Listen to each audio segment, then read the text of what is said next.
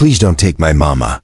7-year-old Isabella Carson pleaded with the mysterious Comanche hunter, her small hands clutching her mother's torn dress, not knowing that the bronze-skinned warrior staring down at her through paint and feathers was Daniel Carson, the brother who had vanished from her family 15 years before she was ever born. Texas Panhandle, 1878, where the endless prairie met an unforgiving sky, and the line between civilization and wilderness was measured in heartbeats and gunpowder. The dust cloud had been visible for hours, growing larger against the blazing afternoon sun like a brown stain spreading across the pale blue canvas of the Texas sky. Catherine Carson shaded her eyes with a trembling hand, watching the riders approach their isolated homestead with the terrible certainty that trouble was coming fast and hard. She had seen that particular cloud formation before, in nightmares. That still woke her screaming 15 years after the first raid took everything she had ever loved. Before we jump back in, tell us where you're tuning in from, and if this story touches you, make sure you're subscribed, because tomorrow I've saved something extra special for you. The rhythmic thunder of unshod hooves carried on the wind, accompanied by war cries that made her blood turn to ice water in her veins. "Izzy," Catherine called, her voice steady despite the fear clawing at her throat. "Come inside." Now, 7-year-old Isabella looked up from where she had been playing with her cornhusk doll near the well, her dark hair catching the sunlight like spun copper. She had her father's stubborn chin and her mother's quick intelligence, but right now her brown eyes held the confused innocence of childhood confronting something beyond its understanding. "What's wrong, Mama?"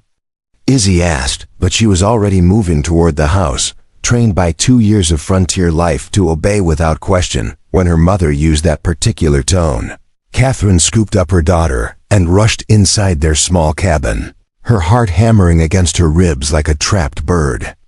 Through the single window, she could see the riders clearly, now 12 Comanche warriors painted for war, their ponies lathered with sweat and foam. But it was the 13th rider that made her breath catch in her throat like a physical blow. He rode apart from the others, neither leading nor following, moving with the fluid grace of someone who belonged to both worlds and neither. His face was painted in the traditional Comanche style, black and red stripes across his cheekbones, white circles around his eyes, but something about the way he sat his horse, the set of his shoulders, struck a chord of memory so deep and painful that Catherine had to grip the windowsill to keep from falling. The war party swept into the yard like a prairie storm, their horses' hooves churning up clouds of dust that obscured everything in a haze of brown and gold.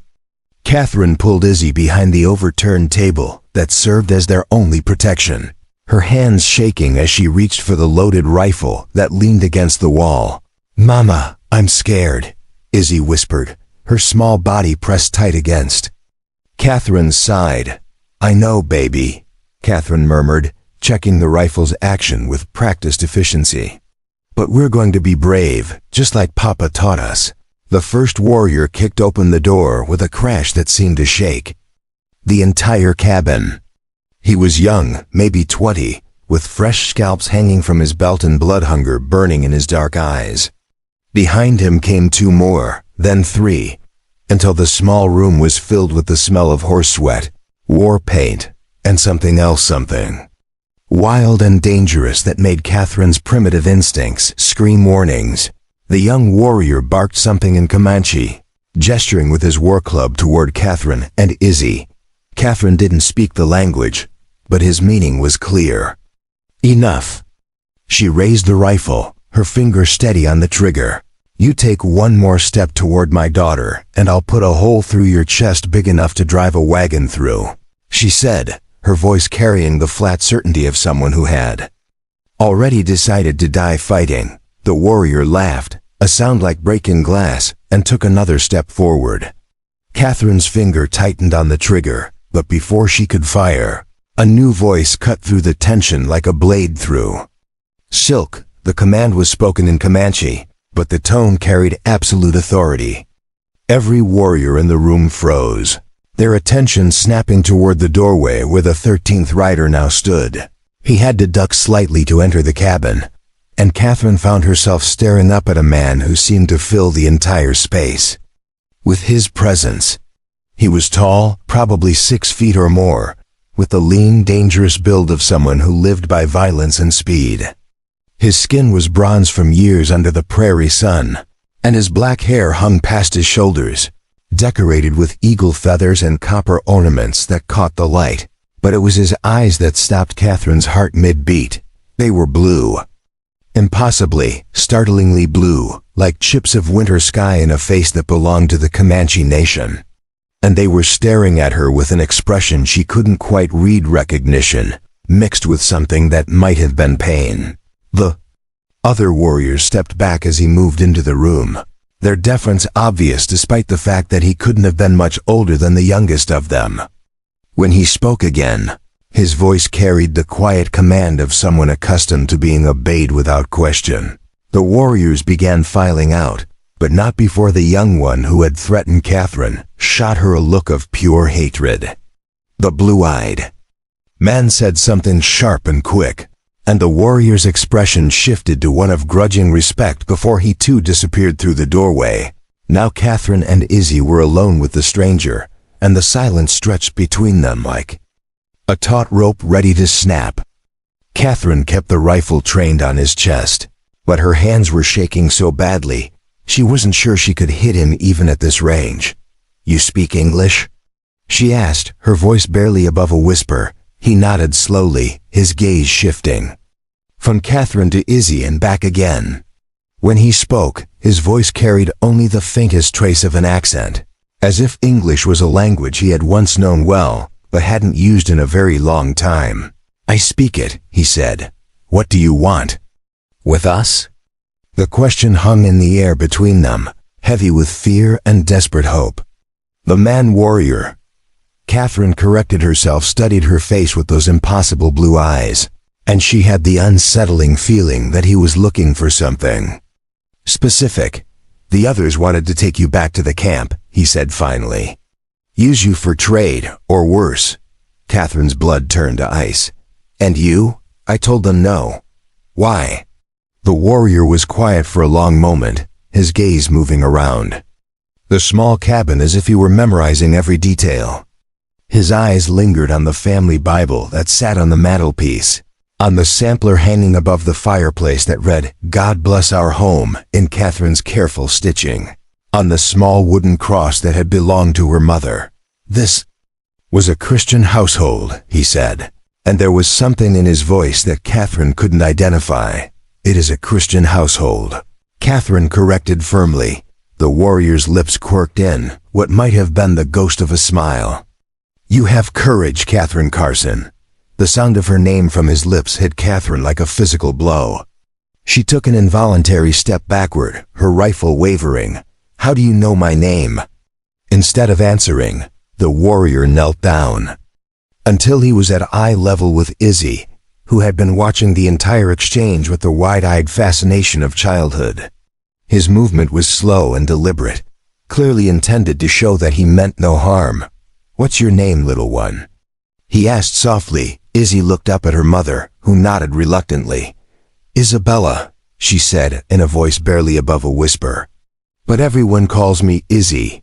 "Izzy," the warrior repeated, as if testing the sound of it. "That's a pretty name. How old are you, Izzy?" "7, Izzy said, gaining confidence. "I'll be 8 next month." The warrior nodded solemnly. 7 is a good age. Old enough to be brave, young enough to believe in miracles. Despite everything, Catherine found herself lowering the rifle slightly. There was something about the way this man spoke to her daughter, gentle, respectful, as if Izzy were a person worthy of consideration rather than just a child to be dismissed. "You have your mother's eyes," the warrior said to Izzy, and Catherine's breath caught in her throat. "How would you know what my mother's eyes look like?" Izzy asked with the direct curiosity of childhood. The warrior glanced up at Catherine, and in that moment she saw something in his expression that made her knees weak. Preparing and narrating this story took us a lot of time, so if you are enjoying it, subscribe to our channel. It means a lot to us now. Back to the story. It was a look of pain so deep and old that it seemed to have worn grooves in his soul. Because, he said quietly, I used to know her very well. Catherine's rifle clattered to the floor as her nerveless fingers lost their grip. The sound seemed impossibly loud in the small cabin, but she barely heard it over the roaring in her ears. That's impossible, she whispered. The warrior stood slowly, his movements careful and controlled. When he spoke again, his voice carried the weight of 15 years of buried grief. Is it, Katie? The childhood nickname hit Catherine like a blow to the chest. Only one person had ever called her Katie, and he had been dead for 15 years. No, she breathed, backing toward the wall as if she could somehow escape what she was seeing. No, you're dead. You died in the raid. I saw the blood. I saw them take you. They didn't kill me, Katie, the warrior said, and now she could hear it, the voice of the 10-year-old boy who used to read her Bible stories and help her with her arithmetic. They took me, raised me, made me one of them, Danny. The name came out as barely a whisper, carrying with it 15 years of grief and guilt and desperate hope. The warrior, her brother, nodded slowly. They call me Nakoni now. It means wanderer, but yes, I was Danny Carson once. Izzy looked back and forth between them, her young mind struggling to process what she was witnessing. Mama? Who is he? Catherine slid down the wall until she was sitting on the floor, her legs no longer able to support her weight. Tears streamed down her face as she stared at the man her little brother had become. Izzy, she said, her voice thick with emotion. This is your Uncle Danny, my brother. Izzy's eyes widened as she looked at the painted warrior with new understanding. The one from the stories? The one who got taken by the Indians? Danny Nakoni nodded solemnly. The very same. For a moment, the three of them sat in silence, the weight of 15 lost years pressing down on them like a physical thing. Then Izzy, with the fearless acceptance of childhood, walked over to Danny and looked up at him with serious brown eyes. Are you going to stay with us now? She asked. Danny's composure cracked slightly, and Catherine saw the boy he had once been flickering behind the warrior's painted mask. I don't know, little one. It's complicated. Why is it complicated? Izzy asked with the relentless logic of a 7-year-old. Your family. Family stays together. Danny glanced at Catherine, and she saw her own pain reflected in his blue eyes. Sometimes family gets separated, Izzy. Sometimes they live in different worlds. But you found us, Izzy said firmly. So now you can come home. The simplicity of the statement hung in the air between them, and Catherine saw Danny flinch as if Izzy had struck him. When he spoke again, his voice was rough with emotion. I don't know if I remember how to be home anymore, Catherine found her voice at last, pushing herself to her feet with hands that still shook like autumn leaves. Danny, she said, and the name felt strange on her tongue after 15 years of thinking him dead. What happened? To you? After they took you, what happened? Danny was quiet for a long moment, his gaze fixed on some point beyond the cabin walls. When he finally spoke, his voice carried the weight of memories too heavy for any one person to bear. Chief Running Bear found me 3 days after the raid, he said. I was half dead from exposure, infected wounds, fever. He could have left me to die, but he didn't. He took me back to his camp, had the medicine woman heal me, and then he adopted me as his son. Gave me a new name, a new life. Taught me the ways of the Comanche. Catherine felt a stab of something that might have been jealousy mixed with gratitude. You lived with them all this time? Danny nodded. 15 years. I learned to hunt, to fight, to track. I became a warrior, then a war chief. The white world was like a dream I had once. But you came back, Catherine said, and there was a desperate hope in her voice. You saved us. That has to mean something. Danny's expression darkened. I came back because word reached our camp about a family named Carson living alone on the prairie. Running Bear wanted to know if there were any survivors from the old raid. Catherine's hope crumbled. So this was just reconnaissance. It was supposed to be, Danny said quietly. But when I saw you, when I heard your voice, he broke off, shaking his head. 15 years, and I still remembered the sound of you singing lullabies. Izzy had been following the conversation with the intense concentration of a child trying to understand adult complexities. Now she stepped closer to Danny, her small hand reaching out to touch the copper ornaments in his hair. You look like Mama, she said with the matter-of-fact observation of childhood. Around the eyes, Danny's breath caught, and Catherine saw tears gathering in those impossible blue eyes. Do I? And you have the same hands. Long fingers like Mama's. She plays piano sometimes when she thinks I'm sleeping. Your mother always did have beautiful hands, Danny said softly, and Catherine felt her heart crack open at the tenderness in his voice. The moment was shattered by the sound of hoofbeats approaching fast and hard. Danny's head snapped up, his warrior instincts taking over as he moved to the window with the fluid grace of a predator. We have company, he said, his voice suddenly hard and dangerous. Catherine grabbed Izzy and pulled her close, fear flooding back through her system like ice water. More Comanche? No, Danny said, and there was something in his tone that made Catherine's blood run cold. White men. Armed and riding hard. Through the window, Catherine could see a dust cloud approaching from the east, smaller than the one that had announced the Comanche war party, but moving with the purposeful speed of men on a mission. Friends of yours? Danny asked, his hand moving instinctively to the knife at his belt. Catherine's face went pale as she recognized the lead rider. Marcus Donovan, she whispered. Who's Marcus Donovan? Trouble, Catherine said, her voice tight with fear. The worst kind of trouble. Marcus Donovan rode like a man possessed, his black stallion's hooves thundering across the hard pan earth as he led his gang of 6 hired guns toward the Carson homestead. The afternoon sun caught the silver concos on his hat band and the ivory grip of the Colt .45 that hung low on his hip, marking him as a man who valued appearances as much as violence. Behind him rode the kind of men who sold their souls for silver dollars and asked no questions about the work drifters, failed prospectors, and cashiered soldiers who had found that killing came easier than honest labor.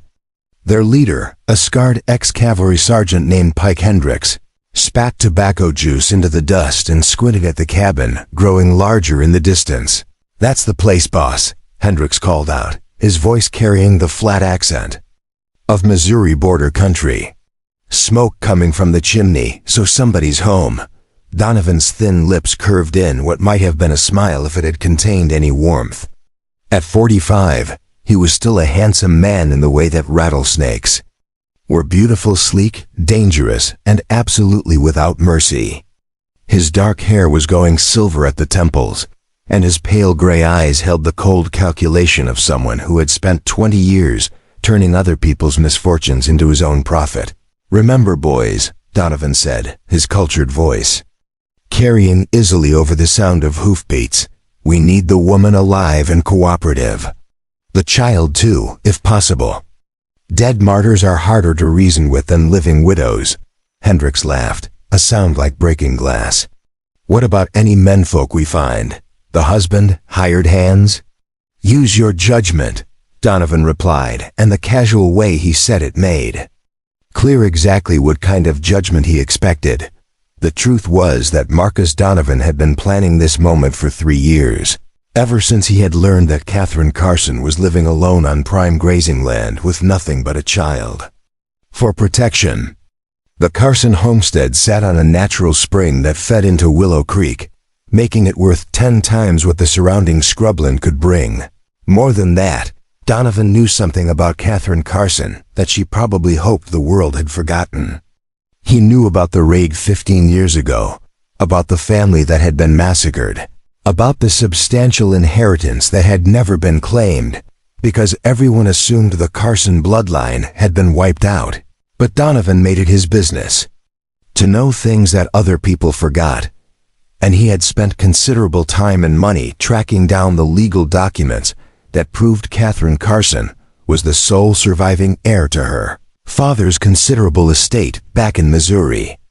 An estate that included not just money, but mineral rights to land that recent surveys suggested might be sitting on top of one of the richest copper veins in the territory. All he needed was Catherine Carson's signature on a few documents, freely given or otherwise, and he would be rich enough to buy his own piece of the American dream. The fact that she would have to die afterward was simply the cost of doing business. "There's the cabin," one of the younger guns called out, a nervous edge creeping into his voice. "Looks quiet enough," but Hendricks, who had survived 3 wars and countless border skirmishes by paying attention to details that got other men killed, was frowning as he studied the scene ahead. "Boss, you see that dust cloud off to the west?" Donovan followed his gaze and felt a cold knot form in his stomach. The dust was settling now, but it was the kind of cloud that came from a large group of riders, and this was Comanche country. Indians? Donovan asked, though he already knew the answer.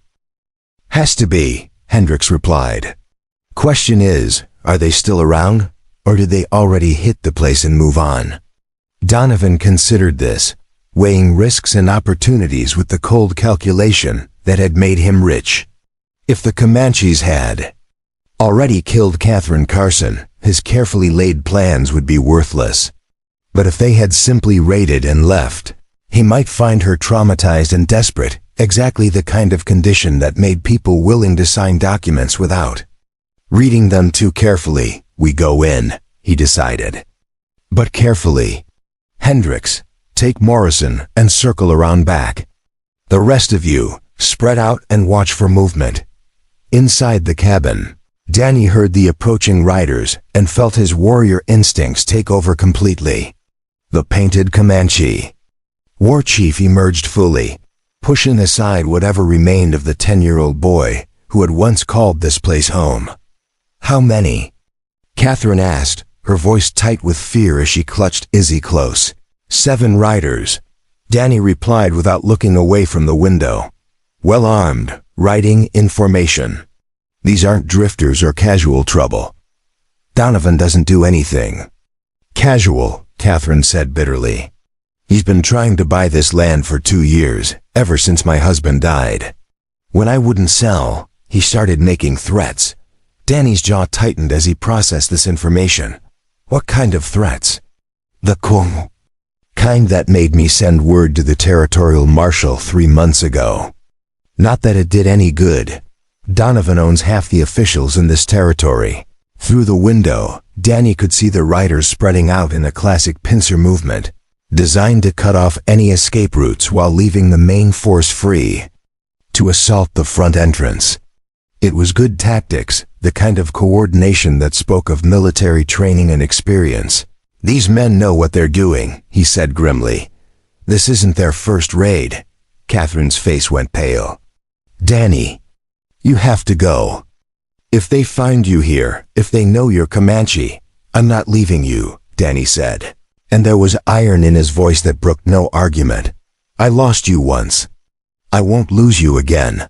But your people, the other warriors, they'll come looking for you.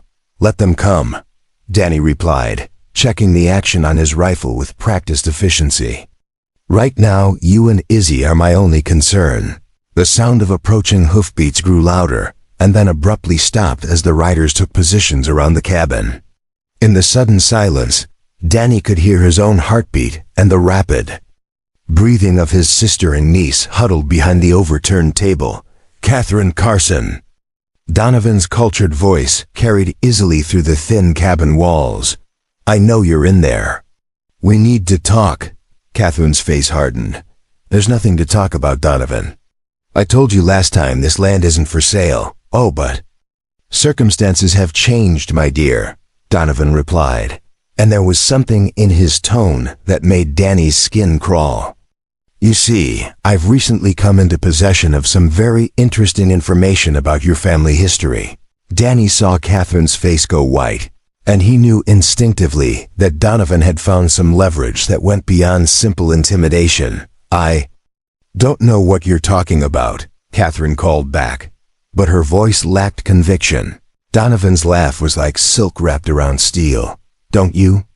Then perhaps you'd like me to share what I've learned with your neighbors. I'm sure they'd be fascinated to hear about the Carson family fortune back in Missouri, the inheritance that's been waiting unclaimed for 15 years, because everyone thought the bloodline was extinct." Danny saw his sister flinch as if she'd been struck, and suddenly he understood. Catherine wasn't just a homesteader trying to scratch out a living on the frontier. She was an heiress who had been hiding from her past, probably for reasons that went far deeper than simple preference for frontier life. "You're fishing," Catherine said, but the tremor in her voice betrayed her. "Am I?" Donovan's voice was closer now, as if he had dismounted and was approaching the cabin. "Then perhaps you can explain why the law firm of Hutchins, Bradley, and Associates in Kansas City has been advertising for information about the whereabouts of one Catherine Marie Carson, daughter of the late Josiah Carson, for the past 3 years. Danny felt pieces of a puzzle clicking into place in his mind. The Carson name had always carried weight in this part of Texas, but he had assumed it was just local reputation. Now he was beginning to understand that his family's roots went deeper than he had ever known. "What do you want, Donovan?" Catherine asked, and the defeat in her voice cut Danny like a knife. "Simple. Your signature on a few documents transferring power of attorney to me so that I can claim your inheritance on your behalf. Standard legal procedure, you'll get your fair share, minus my commission, of course. And if I refuse?" "Well," Donovan said, and Danny could hear the smile in his voice, "accidents happen on the frontier. Comanche raids, for instance. Terrible tragedies, really entire families wiped out, no survivors to tell the tale."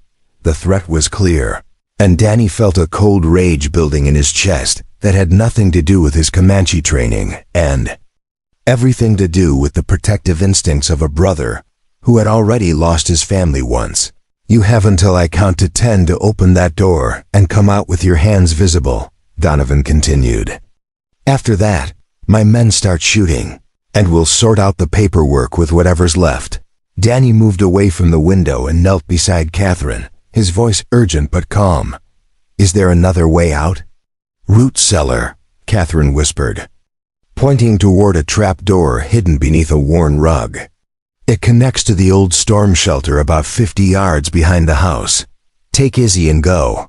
"Now," Catherine shook her head frantically. "Not without you. Katie, listen to me," Danny said, using her childhood nickname to cut through her panic. "I can hold them off, but only if I know you and Izzy are safe. 1. Donovan's voice carried clearly through the walls. "I won't leave my brother again," Catherine said fiercely. "Not after just finding you. 2. Danny grabbed Catherine by the shoulders, his blue eyes blazing with desperate intensity. "You're not leaving me, you're saving my niece. You're giving me something worth fighting for. 3. Understanding dawned in Catherine's eyes, and she nodded reluctantly.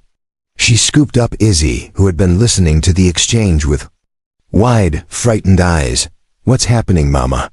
Izzy whispered. "We're going to play again," Catherine said, her voice steady despite the tears streaming down her face. "We're going to hide in the root cellar, and Uncle Danny is going to make sure the bad men don't find us. 4. Danny pulled up the trap door, revealing a narrow ladder leading down into darkness. The root cellar was small but well constructed, with stone walls and a dirt floor that would muffle sound. 5.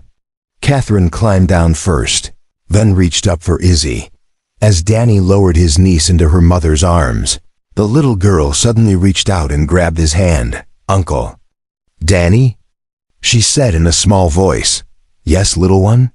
Will you tell me more stories about when you and Mama were little, after the bad men go away?" Danny felt his heart break and mend simultaneously. "I promise," he said solemnly. "All the stories." "You want 6. Danny closed the trap door and pulled the rug back over it, just as the first rifle shot shattered the cabin's single window. Glass exploded inward, and Danny rolled behind the overturned table as more shots followed. 7. The front door exploded inward under the impact of a rifle butt, and Hendrik stepped through with his weapon raised. He was a big man, probably 6.5 feet tall, with the scarred hands of someone who had spent years doing violence for money. 8. Hendrik's eyes swept the cabin, taking in the overturned furniture and the broken glass. Nobody here. "Boss," he called out. "Impossible," Donovan's voice replied from outside. "I saw smoke from the chimney not 20 minutes ago." 9. Danny waited until Hendricks had moved deeper into the room, then struck with the silent efficiency of a Comanche warrior. His knife found the gap between the man's ribs before Hendricks even knew he was there, and the big gunman dropped without a sound. 10. Danny quickly dragged Hendricks' body behind the table and took up the dead man's rifle, a newer model Winchester with a full magazine. Outside, he could hear Donovan giving orders to his remaining men. "Morrison, check the barn. Williams, circle around back and watch for runners. The rest of you with me." Danny positioned himself where he could cover both the front door and the broken window, his finger steady on the Winchester's trigger. He had learned patience from the Comanche, the ability to wait motionless for hours until exactly the right moment presented itself. The next man through the door was younger, probably not much past 20, with the nervous energy of someone trying to prove himself.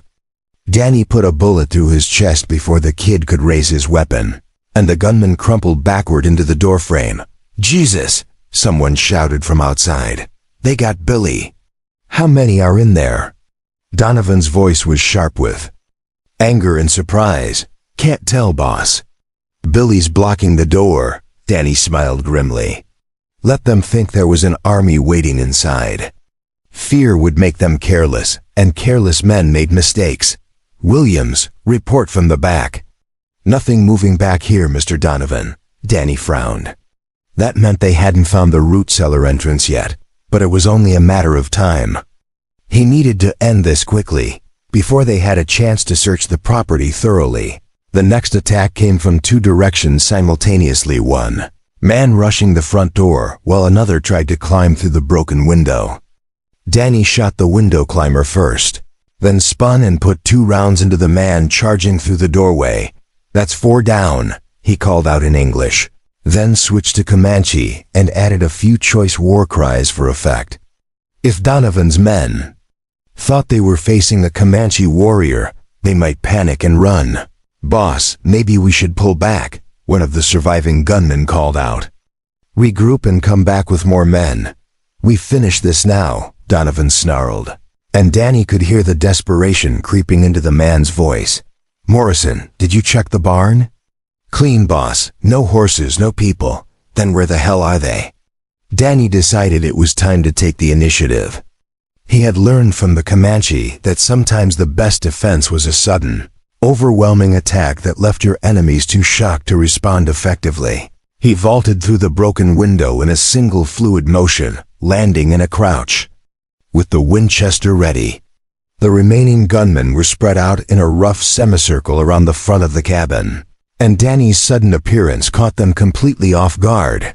The man closest to him, Morrison, based on the earlier conversation, tried to swing his rifle around, but Danny was faster. The Winchester barked once, and Morrison spun away with a scream of pain as the bullet shattered his shoulder. The other 2 survivors opened fire simultaneously, but Danny was already moving, using the corner of the cabin for cover as lead. Slugs chewed splinters from the wooden walls behind him. "He's just one man," Donovan shouted. "Kill him." But just one man, who had been trained by Comanche warriors, was more dangerous than most people could imagine. Danny had learned to think like a predator, to use terrain and timing and the enemy's own fear against them. He worked his way around the cabin with deadly patience, using every piece of cover, the well, the woodpile, even the overturned privy, to stay one step ahead of his pursuers. When he finally had a clear shot at the last gunman, he took it without hesitation.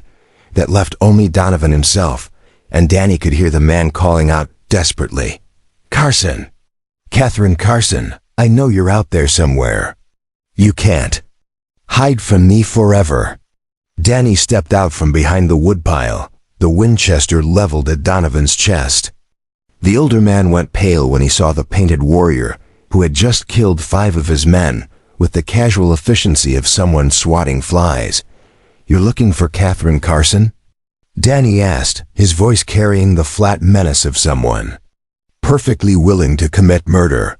Donovan's hand moved instinctively toward his sidearm, then stopped when he saw Danny's finger tighten on the trigger. "Who are you?"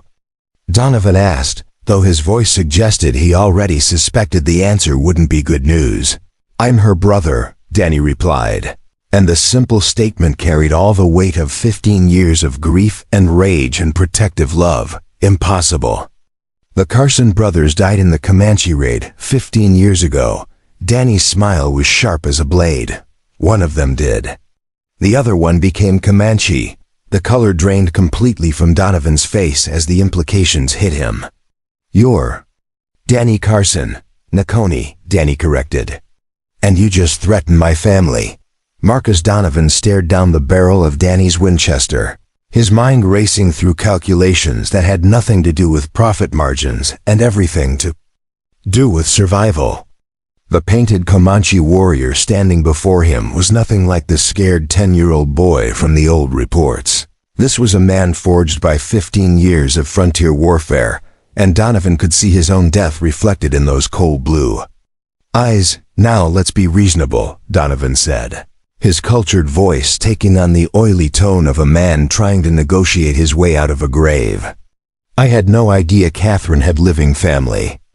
If I had known, you would have tried to kill me too," Danny finished, his voice carrying the flat certainty of someone who understood exactly what kind of man he was dealing with. "You made one mistake, Donovan. You threatened the Comanches. Family." The sound of approaching hoofbeats interrupted whatever Donovan might have said next. Danny's head snapped toward the sound, his warrior instincts immediately cataloging the rhythm and number of riders, many horses. Riding hard, coming from the west where his Comanche brothers had been waiting. Chief Running Bear had apparently grown tired of waiting for his adopted son to return. "Sounds like your friends found you," Donovan said, a desperate hope creeping into his voice. "Maybe we can work out some kind of arrangement." Danny's laugh was like winter wind through dead leaves. "You killed 5 of your own men rather than retreat when faced with a single Comanche warrior. What makes you think Running Bear will be more merciful than I am?" The war party crested the small ridge behind the cabin like a wave of bronze and feathers and deadly intent. Running Bear rode at their head, his weathered face grim beneath the eagle feather headdress that marked him as a chief of the Panatika band. Behind him came 12 seasoned warriors, their horses painted for war and their weapons ready for blood. Danny called out in Comanche, his voice carrying the formal cadences of a war chief reporting to his superior. He explained the situation in rapid, clipped phrases, the threat to his white family, the dead gunmen scattered around the cabin, the coward who still breathed despite having earned death 10 times over. Running Bear's dark eyes fixed on Donovan with the intensity of a hawk studying a rabbit. When he spoke, his English was heavily accented but perfectly clear. "You are the one who brings guns against women and children," he said, and it wasn't a question. Donovan's face had gone the color of old parchment. "Now see here, Chief. I see," Running Bear interrupted, dismounting from his war pony with the fluid grace of someone half his age. "I see a man who hides behind hired killers. I see a coward who makes war on families instead of warriors." The other Comanche warriors had spread out in a loose circle around the cabin, their presence turning the homestead into an arena where the only law was the ancient code of the plains. Danny could feel the weight of their attention, could sense their confusion at seeing him defend a white family with such fierce intensity. One of the younger warriors, a hothead named Crowfeather, who had been questioning Danny's loyalty for months, urged his horse closer to where Danny stood guard over Donovan. "Nakoni," Crowfeather said in Comanche, his voice carrying a challenge that every warrior present understood. "Why do you protect these whites? They are nothing to us." Danny's response was swift and cutting, delivered in the formal language of tribal council that left no room for misunderstanding. "These whites are my blood family, Crowfeather. The woman is my sister, taken from me by raiders when we were children. The child is my sister's daughter, my own blood. Would you have me abandon them as the whites abandoned me?" The statement sent ripples of shock through the assembled warriors. Most of them had known that Nakoni had been captured as a child, but few knew the details of his past. The revelation that he had white blood family still living changed everything. Running Bear studied Danny's face with the piercing gaze of someone who had spent 60 years reading men's souls in their eyes. "You are certain of this, my son?" "As certain as I am of my own name," Danny replied. "The woman called me Danny, the name my white parents gave me. She knew things only my sister could know. Then why did you not tell us when we planned this raid?" Danny's jaw tightened. "Because I believed they were all dead. Because I have spent 15 years trying to forget the boy I was before you made me Comanche." Crowfeather spat into the dust, his contempt obvious. "And now, will you choose the whites over your true family?" The question hung in the air like smoke from a signal fire, carrying implications that went far beyond the immediate situation. Danny could feel the weight of 15 years of brotherhood pressing down on him. The bonds forged in shared danger and mutual dependence that had made him more Comanche than white in every way that mattered. But he could also hear Izzy's innocent voice asking if he would stay with them. Could see Catherine's tears when she recognized the brother she had mourned for 15 years. "I choose family," Danny said finally. "All of my family." It was Running Bear who broke the tense silence that followed. The old chief approached Danny slowly, his weathered hand coming to rest on his adopted son's shoulder. 15 winters ago, I found a dying white boy and chose to make him Comanche," Running Bear said, his voice carrying the weight of absolute authority. "Today, I find that same boy has become a man worthy of respect in any world. If he says these whites are his blood family, then they are under the protection of the Penatika band." Crowfeather's face darkened. "And what of our law, great chief? What of the raids we have planned? Will we abandon everything because Nakoni has found white relatives?" "Our law protects family above all else," Running Bear replied sharply. "That law does not change because the skin color changes." From beneath the cabin, muffled but audible, came the sound of a child crying. Izzy had been hiding in the root cellar for nearly an hour, and the stress was finally overwhelming her 7-year-old composure. Danny moved immediately toward the cabin, but Crowfeather's voice stopped him. "Wait, Nakoni. Let us see these blood relatives of yours. Let the band judge whether they are worthy of our protection." Danny's eyes narrowed dangerously. "My family's worth is not for the band to judge, Crowfeather. Is it not?" Crowfeather dismounted and stalked closer, his hand resting on his war club. "You ask us to change our plans, abandon profitable raids, protect whites who would kill us without hesitation, all for people we have never seen. Show us these relatives. Let us see if they are worth a warrior's sacrifice." Danny found himself caught between two worlds, each demanding loyalty, each offering a different definition of family and honor. The Comanche part of him understood Crowfeather's challenge. It was reasonable to expect proof before making such significant commitments. But the part of him that remembered being Danny Carson, the boy who had read Bible stories to his little sister, rebelled at the idea of subjecting Catherine and Izzy to scrutiny like prizes to be evaluated. "Enough," Running Bear said, his voice cutting through the tension like a blade. "Nakoni will bring his family when he chooses. Until then, we wait." But the decision was taken from Danny's hands by the sound of the trap door opening.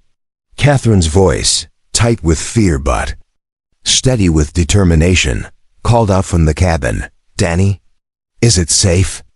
"Stay where you are, Katie," Danny called back in English, then switched to Comanche to address his war brothers. "They have been hiding in fear. They need time. Too late." Catherine had already climbed out of the root cellar, and now she stood in the cabin doorway with Izzy in her arms, her brown hair disheveled and her dress torn from their hasty retreat underground. The sight of 12 painted Comanche warriors sitting their horses in her front yard should have sent her screaming back into hiding. Instead, she walked steadily toward Danny, her chin raised with the stubborn courage that had kept her alive on the frontier for 2 years. Izzy clung to her mother's neck, her wide brown eyes taking in the assembled warriors with the fearless curiosity of childhood. "Are these your friends, Uncle Danny?" Izzy asked in a voice that carried clearly across the yard. The question, asked in perfect innocence, somehow diffused the tension that had been building between the warriors. Several of the Comanches exchanged glances, and Danny saw more than one suppressed smile at the child's directness. "Yes, little one," Danny replied in English, then switched to Comanche to make introductions. "Running Bear, warriors of the Panatika Band, I present my sister Catherine and her daughter Isabella." Running Bear dismounted and approached slowly, his movements careful and unthreatening. When he spoke, it was in the English he had learned from traders and captives over the years. "I am Running Bear, chief of these warriors. Your brother has been my son for 15 winters." Catherine's grip on Izzy tightened, but her voice remained steady. "I thank you for taking care of him when I couldn't." The simple statement, delivered without fear or condescension, clearly surprised the old chief. He studied Catherine's face with the same intensity he had shown Danny. "You are not afraid," he observed. "I'm terrified," Catherine admitted honestly. "But not of you. You raised my brother. That makes you family too, in a way." Izzy, with the fearless logic of childhood, squirmed in her mother's arms until Catherine set her down. The little girl walked straight to Running Bear's horse, a magnificent paint stallion decorated with eagle feathers and copper ornaments. "Your horse is beautiful," she said solemnly. "What's his name?" Running Bear's weathered face cracked in what might have been a smile. "Windwalker," he said. "He has carried me safely for 10 winters. Can I pet him?" Before anyone could object, Izzy was gently stroking the stallion's neck, her small hand moving with the natural confidence of a child who had grown up around horses. Windwalker, a warhorse trained to stand steady under the chaos of battle, submitted to her touch with the patience of a gentle mare. "She has the touch," one of the warriors observed in Comanche. "The spirits of the horse people speak to her." Crow Feather, who had been watching the exchange with growing frustration, finally exploded. "This is foolishness. We waste time with white women and children while our enemies grow stronger." His outburst startled Izzy, who stepped back from the horse with sudden fear in her eyes. She ran to Danny, wrapping her small arms around his legs and looking up at him with complete trust. "Uncle Danny, why is he angry?" Danny knelt and gathered his niece into his arms, his blue eyes never leaving Crow Feather's face. When he spoke, it was in Comanche, but his tone carried a warning that needed no translation. "You frighten my sister's child, Crow Feather. That is not the way of warriors. Your sister's child is white," Crow Feather shot back. "In 10 winters she will be a woman who births soldiers to fight against us. Why should we protect our future enemies?" The accusation hung in the air like the scent of gunpowder, and Danny felt 15 years of carefully maintained balance between his two worlds threatening to collapse entirely. In Izzy's innocent brown eyes, he could see both the future Crow Feather described and something else, the possibility of understanding between worlds that had been at war for generations. It was Catherine who broke the silence, her voice carrying across the yard with the clarity of someone who had made a decision that would change everything.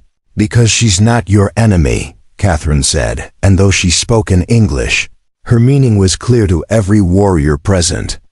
Because hatred is a choice, and children shouldn't have to pay for the choices their parents made. She walked toward Crow Feather with the same steady courage she had shown facing down Donovan's guns, stopping just out of reach of his war.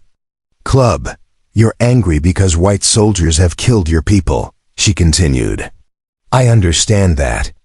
White settlers have taken your land, broken promises, treated you like animals instead of human beings. I've seen it too." Crow Feather's eyes narrowed. "Pretty words from a white woman. What do you know of our suffering?" Catherine's laugh was bitter as winter wind. "I know what it's like to watch your family die and be powerless to stop it.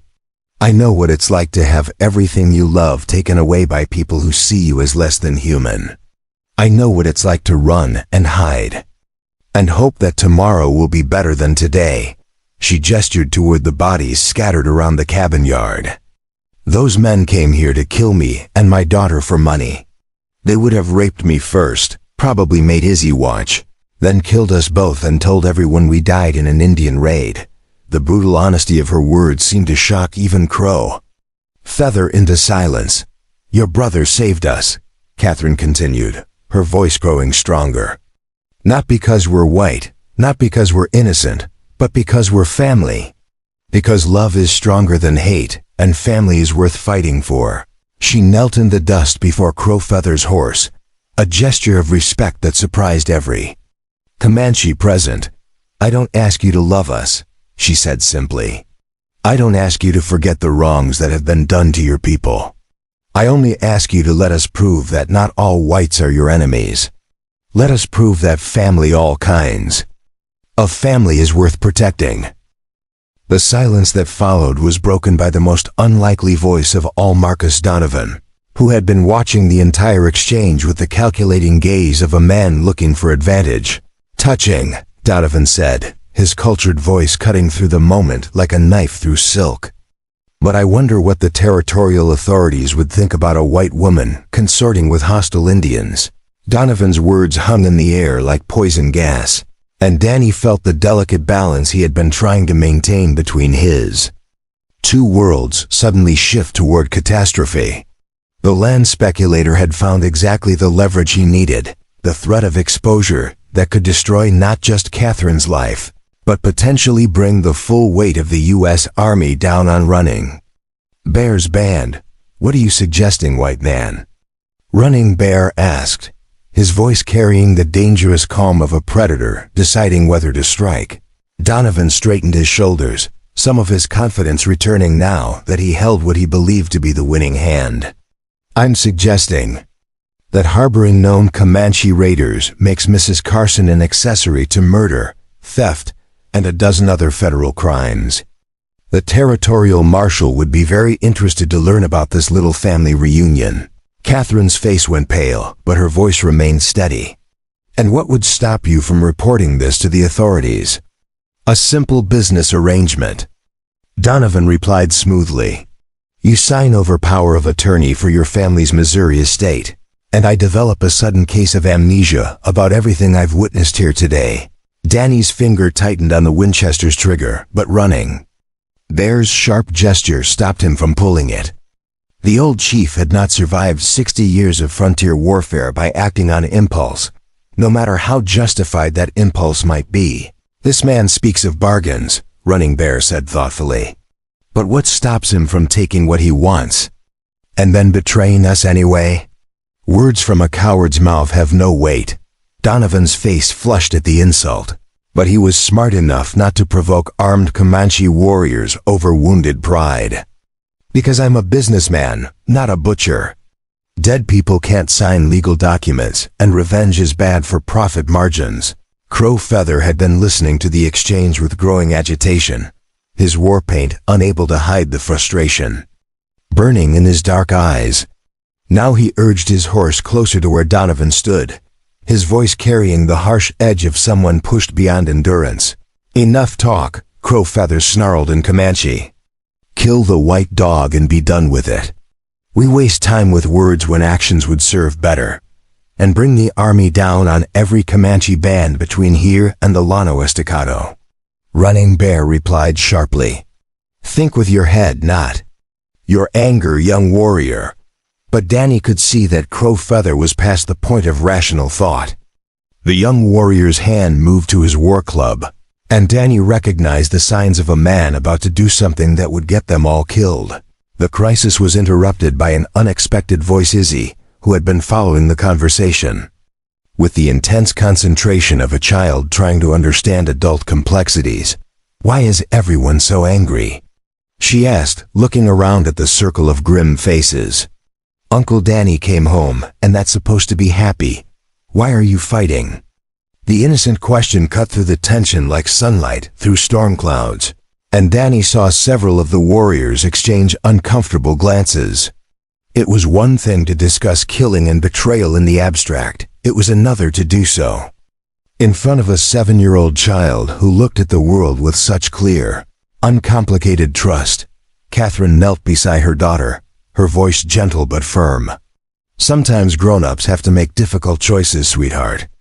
Sometimes there are no easy answers, but there are," Izzy insisted with the stubborn logic of childhood. "Uncle Danny is family, and his friends are family too now, and families help each other. It's simple." Donovan laughed, a sound like breaking glass. "Simple? Child, you have no idea what forces you're playing with here. This isn't a fairy tale where everyone lives happily ever after." The condescending tone was a mistake. Danny had spent enough time around Catherine and Izzy to know that the Carson women, regardless of age, did not respond well to being patronized. Izzy turned to face Donovan directly, her brown eyes flashing with sudden fire. "You're mean," she said with the devastating honesty of childhood. "You tried to hurt my mama, and you made Uncle Danny sad, and you're not welcome in our house." "Little girl," Donovan began, but Catherine cut him off. "Her name is Isabella," Catherine said, rising to her feet with the protective fury of a mother defending her young. "And she's right, you're not welcome here. You never were. I'm afraid that's not your decision to make anymore," Donovan replied, his voice taking on the oily confidence of someone who believed he held all the cards. "You see, I've done my research very thoroughly. The Carson family trust includes specific provisions about the moral character of inheritors." Catherine's face went white. "What are you talking about?" "I'm talking about the clause that automatically transfers control of the estate to the designated executor if the heir is found to be living in circumstances deemed morally unsuitable by territorial standards. Consorting with hostile Indians, I believe, would certainly qualify." Danny felt pieces of a larger puzzle clicking into place in his mind. This wasn't just about land speculation or even about money. This was about a carefully orchestrated campaign to steal Catherine's inheritance using legal technicalities and social prejudices. "You planned this," Danny said, his voice carrying the flat certainty of someone who had just seen the full scope of an enemy strategy. "The timing of your raid, the number of men you brought, you were expecting to find Comanches here." Donovan's smile was sharp as a blade. "Let's just say I make it my business to know when certain war parties are operating in the area." "Amazing. What information you can buy from the right sources." The implication hit Danny like a physical blow. Someone had betrayed the war party's movements to Donovan, someone with access to information that should have been known only to the Comanche warriors themselves. Running Bear had reached the same conclusion, and his weathered face darkened with a rage that made the afternoon air seem to crackle with electricity. "Someone sold our plans to this white dog," he said in Comanche, his voice carrying the terrible calm of someone contemplating wholesale slaughter. Crow Feather's reaction was immediate and explosive. He leaped from his horse with a war cry that made Izzy flinch and press closer to her mother, his tomahawk appearing in his hand as if by magic. "Who?" Crow Feather snarled, spinning to face his fellow warriors. "Which one of you sold us to? The whites for their silver?" The accusation sent shockwaves through the assembled Comanches. These were men who had fought and bled together, who had shared dangers and hardships that forged bonds stronger than blood. The idea that one of them might be a traitor was almost unthinkable.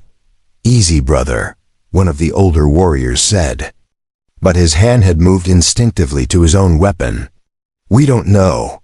We know someone told the whites where we would be," Crowfeather shot back. "We know this dog was waiting for us." Donovan watched the discord among the Comanche warriors with obvious satisfaction. "Gentlemen, please," he said with mock concern. "There's no need for violence among friends." The comment was calculated to inflame tensions further, and it worked perfectly. Crowfeather spun toward Donovan with murder in his eyes, but Danny was faster. The Winchester's stock caught Crowfeather across the temple with precisely the right amount of force, enough to drop him unconscious, not enough to cause permanent damage. The young warrior collapsed in a heap, his tomahawk spinning away across the dusty yard. "Enough," Danny said, his voice carrying the absolute authority of someone accustomed to being obeyed in crisis situations. Crowfeather's anger serves no one but our enemies. Running Bear nodded approvingly. "Wisdom, my son. But the question remains, how did this white dog know our movements?" Danny studied Donovan's face, looking for tells that might reveal more than the man intended. What he saw there, a smug satisfaction that went beyond simple greed, confirmed his worst suspicions. "He didn't buy the information," Danny said slowly. "He's been feeding it to someone else. Someone who's been using our raids for their own purposes." "Impossible," one of the warriors said. "Why would whites want to help our war parties?" "Not help," Danny replied, his mind racing through possibilities. That made his blood run cold. "Use. Think about it. Every successful Comanche raid justifies sending more soldiers to the frontier. More soldiers mean more forts, more supply contracts, more opportunities for men like Donovan to profit from the conflict." Catherine had been following the conversation with growing horror. "You've been deliberately provoking Indian attacks," she said, staring at Donovan with disgust. "Getting people killed so you could profit from the aftermath. Business is business." Donovan replied with a shrug that suggested he felt no guilt whatsoever about the deaths his scheming had caused.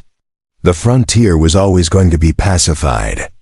Eventually, I simply found a way to accelerate the timeline while ensuring maximum profit for my associates." The casual admission of mass murder disguised as business strategy was too much for Running Bear's restraint. The old chief drew his knife with the fluid grace of someone who had been killing enemies since before Donovan was born. "Wait, Danny," sighed, holding up a hand to stop his adoptive father. "If we kill him now, his associates will know something went wrong. They'll send soldiers, or more hired guns, or both. Then what do you suggest, my son?" Danny looked around at the assembled warriors, at his sister and niece huddled together beside the cabin, at the unconscious Crowfeather and the calculating Donovan, at the collision of two worlds that had shaped his entire life. "I suggest we give Mr. Donovan exactly what he wants," Danny said, his voice carrying a tone that made Catherine's blood run cold. "We're going to sign those papers." "Danny, no," Catherine protested. "You don't understand what that inheritance means." "I understand perfectly," Danny replied. "I also understand that some things are more valuable than money." He turned to face Donovan directly, his blue eyes holding the kind of cold calculation that came from 15 years of surviving in a world where mistakes meant death. "Here's my counteroffer, Donovan. You get your signatures, and your legal documents, and your profitable little war. But you also get something else, a Comanche blood debt that will follow you to your grave." Donovan's face went pale. Even white men who had never lived among the tribes knew what a Comanche blood debt meant. It was a promise of death that could not be bought off, negotiated away, or escaped through distance or time. "You can't threaten me," Donovan said, but his voice lacked conviction. "I have powerful friends." "So do I," Danny replied, gesturing toward the assembled warriors. "The difference is, my friends keep their promises." Running Bear stepped forward, his weathered face set in lines of grim determination. The whites have a saying, you reap what you sow. This man has sown death and betrayal. He will reap. Accordingly, the pronouncement carried the weight of absolute certainty, and Donovan seemed to shrink under the combined gaze of 12 Comanche warriors who had just promised him a very unpleasant future. Now, Danny continued, about those papers you wanted signed. Catherine stared at her brother in shock. Danny, you can't seriously be considering. I'm considering survival. Danny cut her off. Yours, mine, Izzy's, and Running Bear's people. Sometimes survival requires sacrifice. He walked to where Donovan stood, moving with the predatory grace of someone who had learned to kill before he learned to shave. When he spoke again, his voice carried the flat menace of someone making a promise rather than a threat. You'll get your signatures, Donovan. But you'll also get a new business. Partner me. And I'll be watching every move you make, every deal you cut, every breath you take. The moment you step out of line, the moment you threaten my family again, that blood debt comes due. Donovan swallowed hard, clearly calculating the odds of survival against a Comanche war chief with 15 years of experience in creative violence. What kind of partnership are you proposing? Danny's smile was sharp as winter wind. The kind where you live as long as you're useful, and die the moment you're not. The negotiation that followed would determine not just the fate of the Carson family inheritance, but the future relationship between Running Bear's band and the encroaching white settlement. A poaching white settlement. Relationship that could mean the difference between war and peace across hundreds of miles of frontier territory. But first, there was Crow Feather to deal with. The young warrior was beginning to stir. And when he woke up, he would still be angry, still be looking for someone to blame for the betrayal of his war party. And in the growing shadows of late afternoon, with tension crackling in the air like electricity before a storm, Danny Carson, known to the Comanche as Nakoni the Wanderer, prepared to make the most important decision of his life. A decision that would determine whether he could truly live in both worlds, or whether the collision of his two identities would destroy everything he had fought to protect. Crow Feather's eyes snapped open with the sudden alertness of a warrior who had learned that consciousness meant survival, and unconsciousness often meant death. For a moment, he lay motionless in the dust, his gaze sweeping across the assembled figures, the white woman and child, the hated Donovan, his fellow warriors, and finally settling on Danny with an expression that promised violence. You struck me down, Crow Feather said in Comanche, his voice carrying the dangerous calm of someone calculating the best angle of attack. You chose whites over your war brothers. I chose to prevent a massacre that would have brought the army down on every Comanche band from here to the Brazos. Danny replied, his own voice steady but watchful. Your anger serves our enemies, not our people. Crow Feather rose to his feet with the fluid grace of a predator, his hand moving instinctively toward his knife. The other warriors tensed, recognizing the signs of a challenge that could split the war party into factions, exactly what Donovan needed to escape alive. My anger serves justice, Crow Feather snarled. While you play house with white relatives, our people suffer and die. While you negotiate with land thieves, our hunting grounds disappear beneath the plows of settlers. The accusation carried weight because it contained truth. Danny could see it in the faces of the other warriors, the growing doubt about whether their war chief had been compromised by his newfound family ties.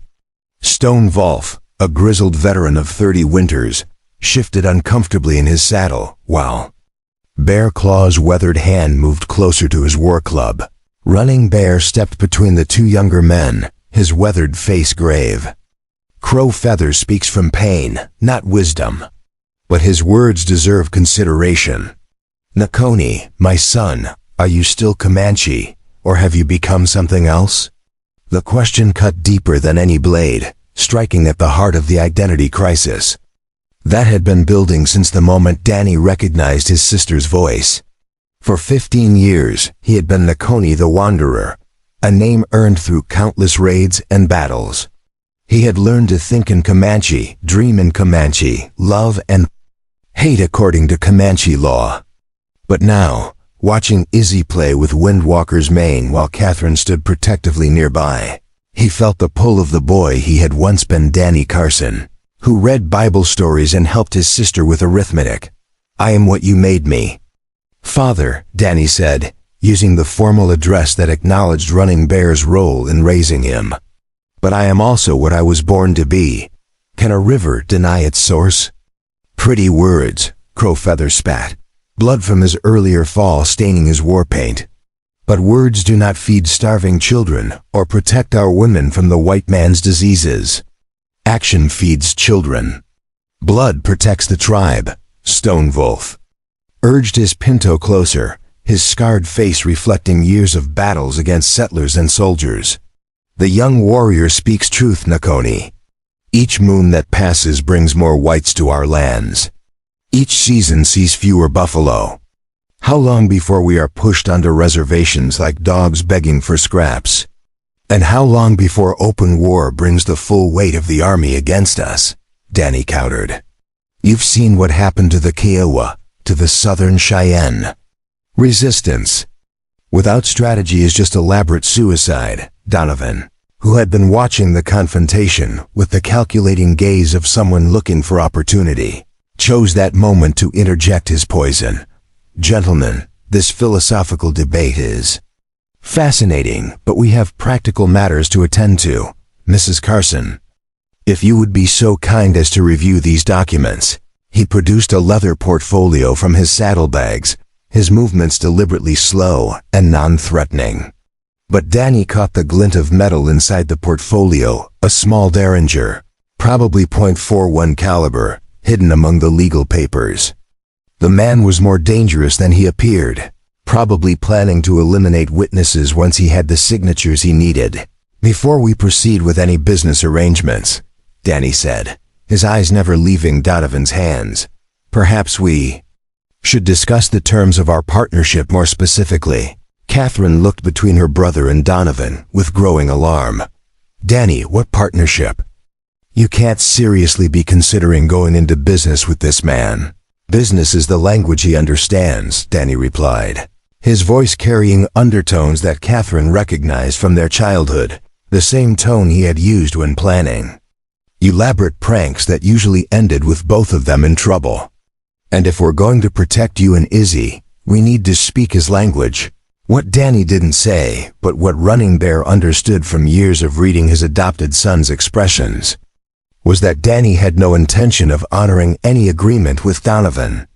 This was a tactical maneuver designed to buy time and position while looking for a permanent solution to the threat. The old chief's weathered face remained impassive, but his dark eyes glittered with something that might have been approval. Running Bear had not survived 60 years of frontier warfare by misreading the intentions of men he had raised from boyhood. "The partnership I'm proposing is simple," Danny continued, addressing Donovan directly. "You get legal control of the Carson inheritance, as planned. But instead of trying to cheat my family out of their share, you cut us in as equal partners. We provide security for your operations.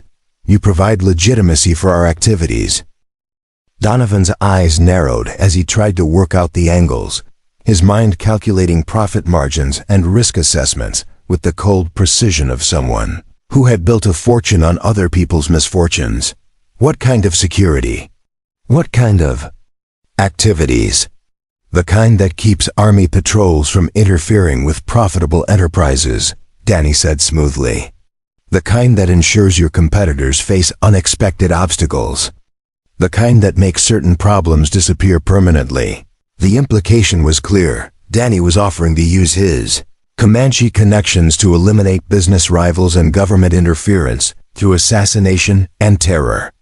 It was exactly the kind of arrangement that a man like Donovan would find irresistible, combining the respectability of legal business with the efficiency of frontier violence.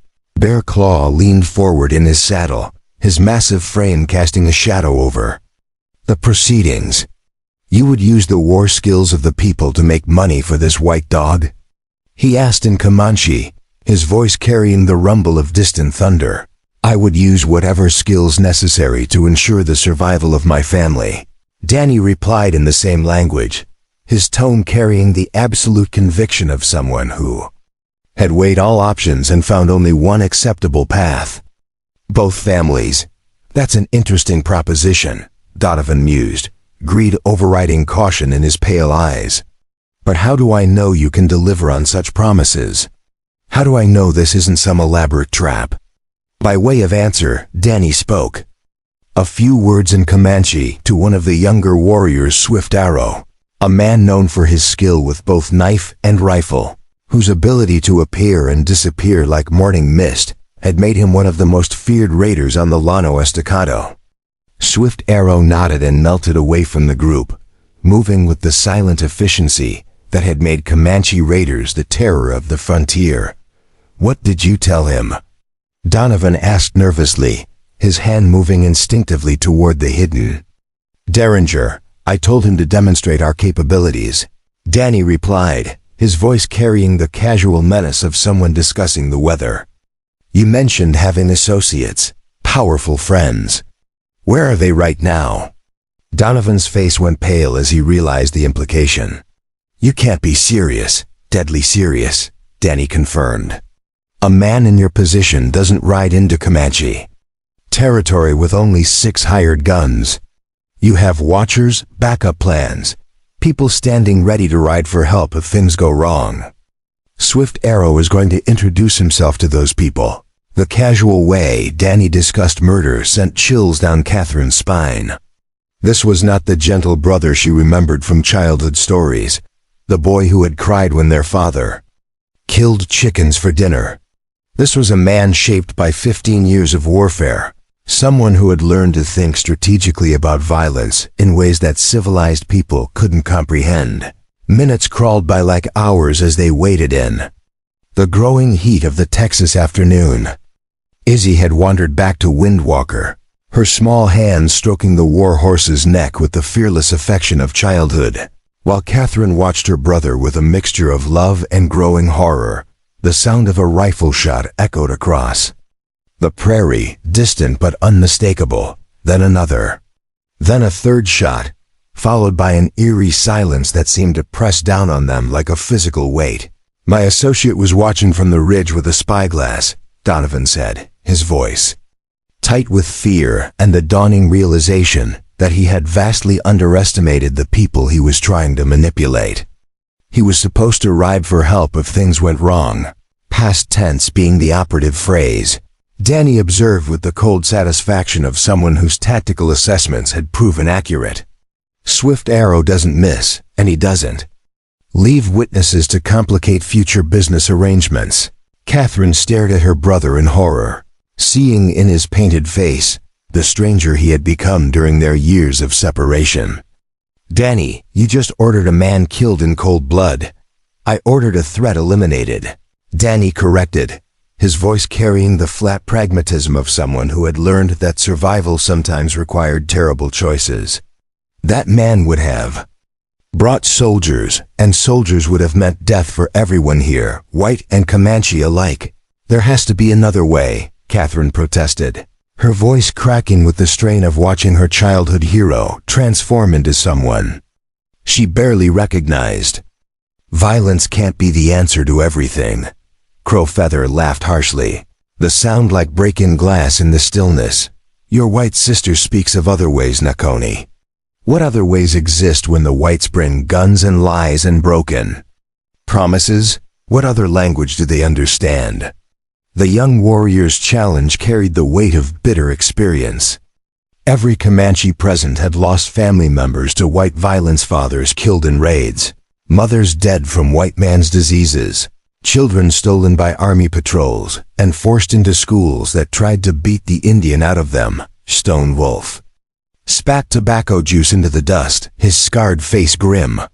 The woman speaks like someone who has never watched her children starve, while whites feast on buffalo they kill for sport. She speaks like someone who has never seen soldiers burn a village full of old men and infants.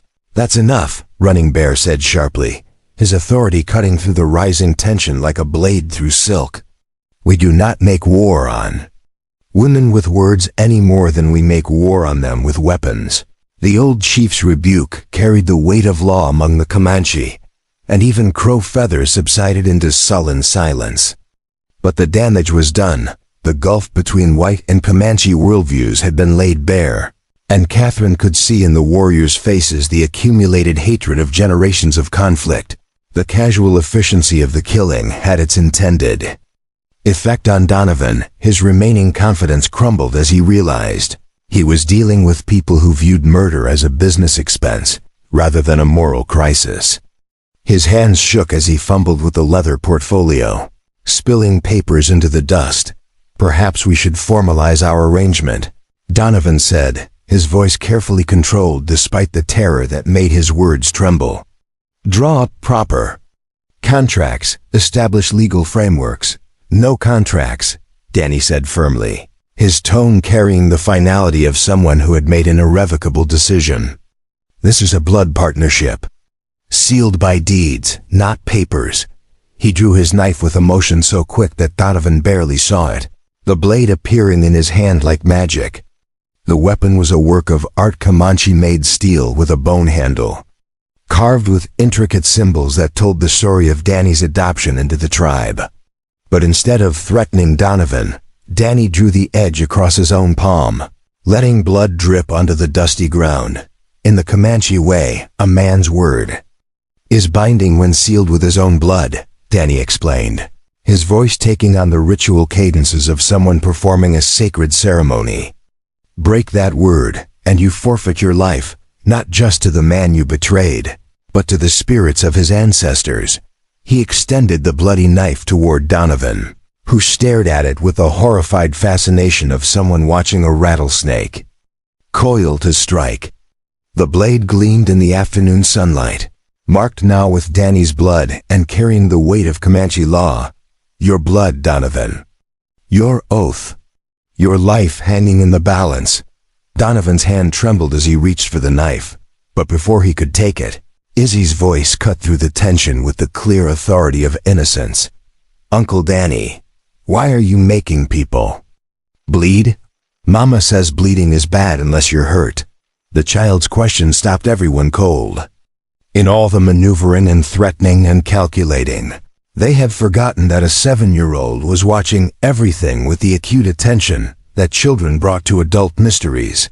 Danny lowered the knife, suddenly seeing himself through Izzy's eyes, a painted warrior demanding blood oaths from terrified white men. The image was not one he wanted his niece to carry for the rest of her life.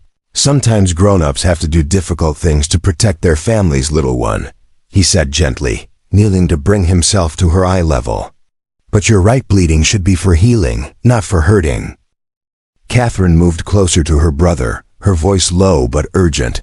"Danny, there has to be another way. You can't become a criminal to protect us. You can't sacrifice your soul. I've been a criminal in the eyes of white law for 15 years. Danny replied quietly, his blue eyes reflecting a weariness that seemed older than his years. "Every raid, every battle, every act of war against the settlers, it's all made me an outlaw already. The only question is whether my crimes serve a purpose worth the cost." Crow Feather, who had been listening to the exchange with growing disgust, finally exploded with the frustration that had been building since the confrontation began. "Enough of this white man's talk," he snarled in Comanche, his voice carrying the fury of someone watching everything he believed in crumble away. "Enough of blood oaths and partnerships and negotiations. We are warriors, not traitors. We take what we need and kill those who oppose. Use that as the Comanche way." He lunged toward Donovan with his tomahawk raised, but Danny was ready.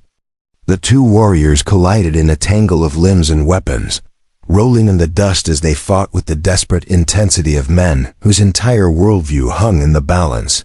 The fight was brutal but brief. Danny had the advantage of size and experience, but Crow Feather fought with the furious energy of someone defending a dying way of life. They separated after less than a minute, both bloodied but still standing.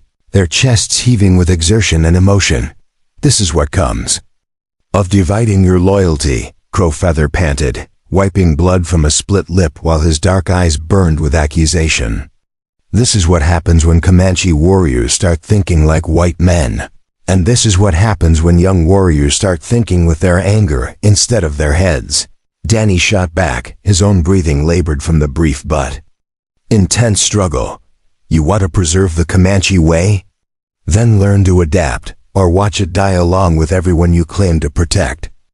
Running Bear had watched the fight between his warriors with the grim expression of someone seeing a family tear itself apart.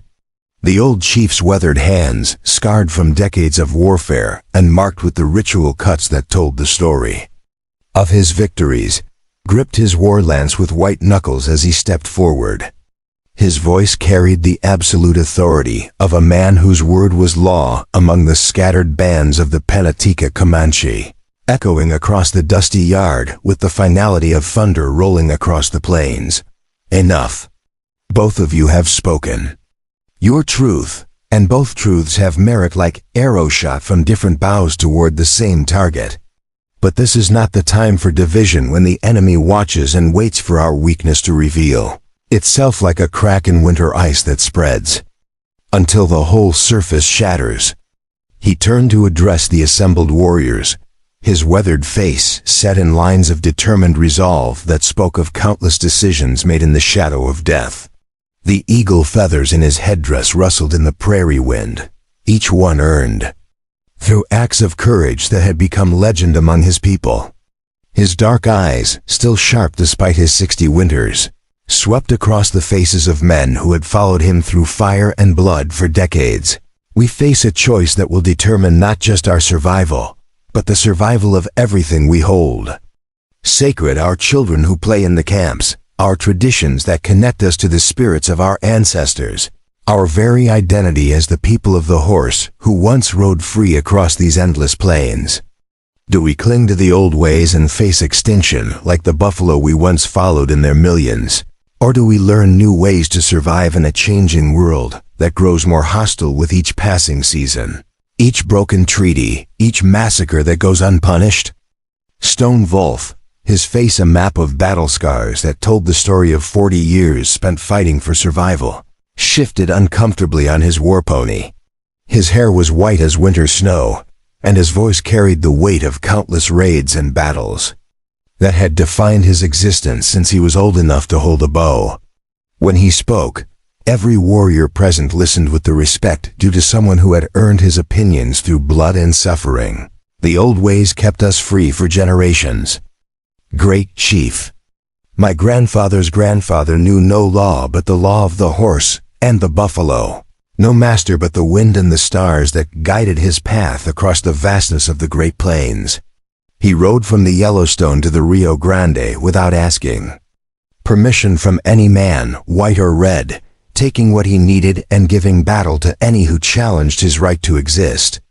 Why should we abandon the wisdom of our ancestors, tested through generations of survival, for the promises of people who have broken every treaty they ever made with us? The question hung in the air like smoke from a signal fire, carrying with it the accumulated weight of generations of betrayal and broken faith. Every warrior present had personal experience with white duplicity treaties, signed in good faith, only to be violated when gold was discovered, or when politicians needed to appease land-hungry voters back east, who had never seen a Comanche warrior, but were eager to see them all dead, or confined to reservations. Bearclaw, whose massive frame made his warhorse look like a child's pony, nodded grimly. The scars that crisscrossed his chest and arms were visible even through his war paint, each one a testament to battle survived through strength and cunning. Stone Wolf speaks truth that cuts deeper than any blade. The white's promises are like morning mist. They look substantial from a distance, but when you try to grasp them, they vanish like they never existed. How many times have we been told that this treaty, this agreement, would be the last? How many times have we moved our camps to land the whites called worthless, only to be told we must move again when they discovered something valuable beneath? The soil? Swift Arrow, whose reputation for appearing and disappearing like a ghost had earned him his name, spoke from where he sat his spotted Mustang. I have seen the wagon trains that never end, stretching from horizon to horizon like a river of white faces and iron wheels. I have counted their numbers until my mind grew weary with the impossibility of it all. For every white man we kill, 10 more appear to take his place. For every settlement we burn, 3 more spring up like weeds after rain. Because the world has changed faster than a prairie fire in drought season, Running Bear replied, his voice heavy with the accumulated sorrow of watching a way of life disappear like morning mist before the rising sun. The buffalo are nearly gone, killed not for food or hides or the sacred purposes that our fathers understood, but to starve us into submission. Millions of the great beasts that once darkened the plains like moving thunderclouds now lie rotting under the sun, their hides shipped east to make belts for white men's machines, while their meat feeds nothing but the wolves and buzzards. The whites kill them not because they need them, but because they know we cannot survive without them. Red Hawk, a middle-aged warrior whose medicine bundle marked him as someone touched by spiritual power, raised his war club. The army grows. Stronger every year, their weapons more deadly than the thunder spirits themselves. Where once 100 warriors could hold off 1,000 soldiers using superior tactics and knowledge of the land, now a dozen men with the new repeating rifles can slaughter a whole war party before we can close to fighting distance. They have weapons that speak with the voice of continuous thunder, that can kill at distances our arrows cannot reach. And behind the soldiers come the settlers, Running Bear continued, his dark eyes reflecting a weariness that seemed older than the mountains themselves. They come in numbers that darken the horizon like storm clouds gathering for a tempest that will reshape the very earth. They bring their plows and their fences and their strange sickness that kills us faster than bullets, diseases that spread through our camps like wildfire through dry grass. Behind them come the iron horses that split the earth with rails of steel, carrying more whites than there are stars in the sky, bringing supplies and reinforcements that never end, connecting their scattered settlements into a web of power that grows stronger with each passing moon. Crow Feathers spat blood into the dust, his young face twisted with the fury of someone who refused to accept the mathematics of extinction. Swimming is for fish, not for warriors. I would rather die fighting like a Comanche than live begging like a reservation Indian, eating the white man's moldy beef and wearing his cast-off clothes while government agents steal even those meager rations. I would rather paint my face for war one last time than paint it with shame every morning for the rest of my life. And extinction is for those who cannot adapt, Running Bear countered, his dark eyes flashing with the fire that had made him a war chief before most of his warriors were born. The great chiefs of Old Quanah, Iron Jacket, Buffalo Hump, they were warriors, yes, but they were also wise men who understood that true strength sometimes means bending like the willow instead of breaking like the oak. They knew when to fight and when to retreat, when to stand firm and when to yield ground in order to live to fight another day. Nakoni offers us a path that preserves our lives while honoring our strength. It is not the path our fathers walked, but it may be the only path our children will have if they are to see another generation. Bear Claw shifted in his saddle, his massive frame blocking the sun as he leaned forward with the intensity of someone weighing life and death decisions. What path is this, old friend? What future do you see that the rest of us cannot? What possibility exists that has escaped the vision of men who have spent their lives reading sign and tracking the movements of enemies across 1,000 miles of hostile territory? Running Bear gestured toward Danny, who stood between his two worlds like a bridge spanning a chasm that had seemed unbridgeable just hours earlier. Look at him, raised Comanche, but born white. He speaks both languages not just with his tongue but with his heart, understands both peoples, not just in his mind but in his soul. He can think like a warrior when he needs to fight and like a white man when he needs to negotiate. In him, I see the possibility of something new, not white, not Comanche, but something that could survive in both worlds without losing its soul to either. He is proof that the blood of enemies can flow in the same heart without poisoning it. The debate that followed would have continued for hours, touching on philosophy and tradition and the terrible mathematics of survival that every plains tribe faced in the closing decades of the 19th century. Warriors spoke of honor and practical necessity, of the sacred obligations to ancestors and the desperate need to ensure that future generations would have the chance to honor those same ancestors. But the discussion was interrupted by the return of Swift Arrow, who appeared at the edge of the camp as silently as he had departed, moving with the ghost-like efficiency that had made him one of the most feared raiders on the southern plains. His face was grim as he approached Running Bear, and the fresh blood on his knife and war shirt told its own story of violence efficiently delivered. But there was something else in his expression, a troubled uncertainty that spoke of information that complicated rather than simplified their situation. "The White Watcher is dead," Swift Arrow reported in Comanche, his voice carrying the flat tone of someone delivering unwelcome news despite successful completion of his mission. "He died hard, but he died talking. Before his spirit fled to whatever gods the whites worship, he spoke of others, many others. This one," he gestured toward Donovan with obvious contempt, "has more associates than he admits, more plans within plans than a spider has strands in its web. This is not the simple land grab we thought, this is something larger, something that reaches into the white man's government itself." Danny felt ice water flow through his veins as the implications hit him like a physical blow. Every instinct, honed by 15 years of frontier warfare, screamed that they had walked into a trap far more complex and dangerous than simple land speculation driven by greed. "How many others?" Danny asked, his voice tight with the kind of controlled tension that preceded either flight or violence. "What did he tell you before he died?" The dead man spoke of a company of cavalry, riding hard from Fort Richardson under orders that came not from the local commander, but from men in Washington who wear suits instead of uniforms. Swift Arrow replied, his words carrying the weight of disaster barely held at bay. "They travel with orders to clean up what they call the Indian problem in this district once and for all, to make an example that will discourage other tribes from resisting the government's plans for the territory.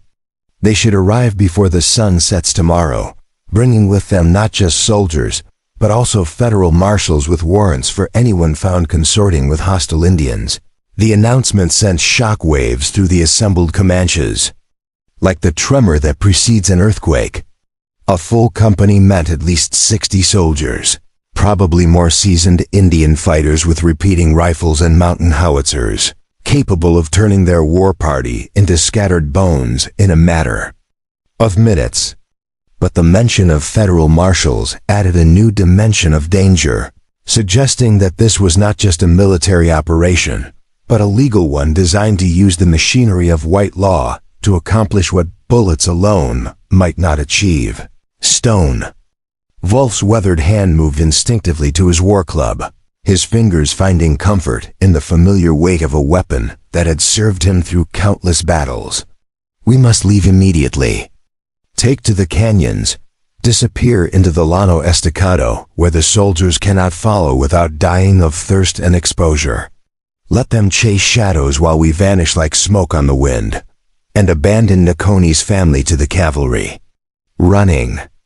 Bear asked, his voice carrying the quiet authority of someone who had made countless life and death decisions and understood the weight that each one carried. "What happens to them when we vanish like smoke on the wind? What story will the soldiers tell when they find white civilians in the aftermath of a Comanche raid? What use will federal marshals make of such convenient evidence?" The question hung in the air like the smell of gunpowder after a battle, because everyone present knew the answer with sickening certainty. Military investigations into Indian raids, rarely bothered with subtle distinctions between guilty and innocent, when it came to white civilians found in the company of Comanche warriors. Catherine and Izzy would be labeled as collaborators at best, traitors at worst, and the punishment for either designation was usually swift and final, designed more to serve as an example than to achieve justice. "They come with us, Crow," Feather said suddenly, his voice carrying the fervor of someone who had found a solution to an impossible problem. "The woman and child become part of the tribe. We have done this before, captured whites who learned our ways and became true Comanche, who raised children and lived full lives among the people without ever looking back at the world they had left behind." His suggestion was not without precedent in Comanche history. The tribe had a long tradition of adopting captives, particularly women and children, who could be fully integrated into tribal society if they proved willing to embrace the Comanche way of life completely and without reservation. Some of the tribe's most respected warriors and medicine women had been born white, their origins forgotten in the face of their contributions to tribal survival and their complete adoption of Comanche values and customs. Catherine's face went white as ancient snow as she pulled Izzy closer, her protective instincts overwhelming her fear like a dam bursting under flood pressure. "You can't be serious. I won't let you take my daughter. I won't let her grow up in a world where violence is the first answer to every problem, where hatred is passed down from generation to generation like a family inheritance. It is not unknown," Running Bear said thoughtfully, his mind already working through the practical implications of such an adoption. "We have adopted captives before, white women who became Comanche mothers, white children who became Comanche warriors. Some of our greatest war chiefs had white blood running in their veins alongside Comanche pride. The spirits care nothing for the color of a warrior's skin, only for the courage in his heart and the strength of his commitment to the people. I won't let her grow up believing that violence is the only answer to problems," Catherine said fiercely, her voice shaking with the intensity of maternal protection that had sustained her through 2 years of frontier hardship. "I won't let her learn to hate simply because of the color of someone's skin, whether that skin is white or red, or any shade between. There has to be another way. Violence is the only answer the white world has left us," Crow Feather replied harshly, his young face hard as granite and twice as unforgiving. "Your soldiers teach that lesson every day with their guns and their broken treaties and their promises that dissolve like salt in water. Your people speak of peace while they sharpen their knives for our backs, while they plan our extinction in the name of progress and civilization." It was Izzy who broke the deadlock with the simple wisdom that sometimes came from innocence, unburdened by adult complexities. "Why can't everyone just be family?" she asked, looking around at the circle of grim faces with the fearless curiosity of childhood. "Uncle Danny is both, and he's the best person I know." Danny suddenly saw a path that no one else had considered. "She's right," Danny said quietly. "There is another way." Danny turned to face Donovan, who had been watching the entire exchange with the calculating gaze of someone looking for any advantage he could exploit in the chaos of competing loyalties and desperate decisions. "You want the Carson inheritance," Danny said, his voice carrying the quiet authority of someone who had just seen the solution to an impossible puzzle. "You want legal control over mineral rights and land grants worth more than most men see in a lifetime. And you're willing to kill to get it." Donovan nodded cautiously, uncertain where this new development was leading, but smart enough to recognize that his survival might depend on the answer. "Then here's what's going to happen," Danny continued, his blue eyes holding a calculation that made Running Bear nod approvingly. "Catherine signs over power of attorney, just like you wanted. You get your legal access to the inheritance, your mining rights, your profitable little empire." Catherine stared at her brother in shock. "Danny, what are you saying?" "I'm saying we give him exactly what he wants, but not what he expects," Danny replied. "You transfer the inheritance to a partnership.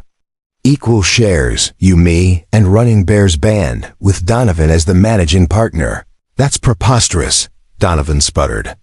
I won't split profits with Indians. You'll split profits with the best scouts, guides, and security force in Texas. Danny cut him off. Men who know every waterhole, every canyon, every place to hide or fight between here and Mexico. Men who can make your competitors disappear or ensure your operations never face interference from raiders.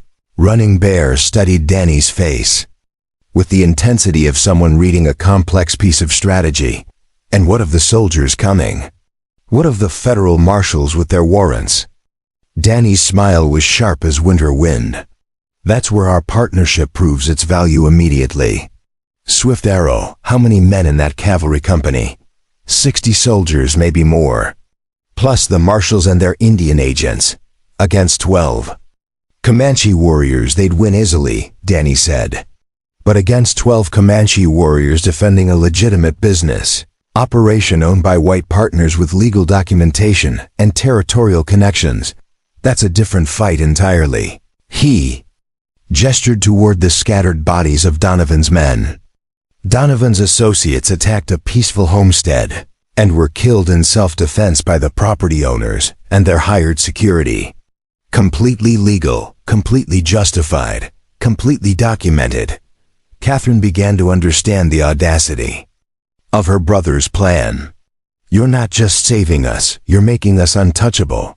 I'm making us profitable, Danny corrected. The cavalry can't attack a legitimate business without cause.